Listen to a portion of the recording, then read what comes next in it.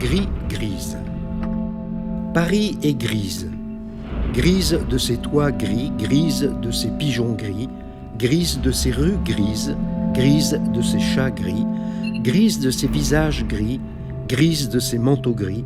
Paris est grise de ses tourments, grise de ses joies au champagne. Paris est grise de ses gris-gris. Mais au fait, doit-on dire Paris est grise ou dit-on Paris est gris? La tour Eiffel serait-elle le zizi de Paris? Mais que serait le triangle joli de sa place Dauphine? Comment construire la tour Eiffel? Comment construit-on une tour Eiffel? En montant dessus, car elle est trop petite la grue pour monter plus haut que le haut, et il n'existe pas encore l'hélico.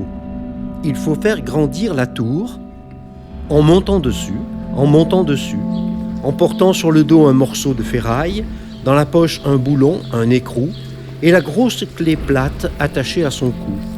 Il faut une chanson à chanter dans le vide pour faire peur au vertige, en montant dessus, les yeux toujours en haut, le pied sûr, le corps doux pour ne pas se casser le cou, en montant dessus, et quand on est en haut et que l'on veut descendre, on prend simplement l'escalier qu'on vient tout juste de monter.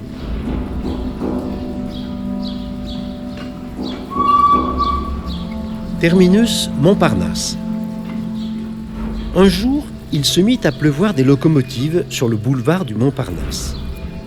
Heureusement, les Parisiennes avaient leur parapluie. La loco épatée n'en revenait pas d'avoir le nez dans le trottoir planté. Le machiniste secoué se grattait la tête. À quoi servait au juste cette manette qu'il venait de tirer? Était-ce bien le frein? Une chose était sûre, il n'était pas très costaud le mur de la gare Montparnasse. « Allez !» dit-il à la locomotive, « passez, passez !» dans un grand éclat de pierres, de briques et de gravats.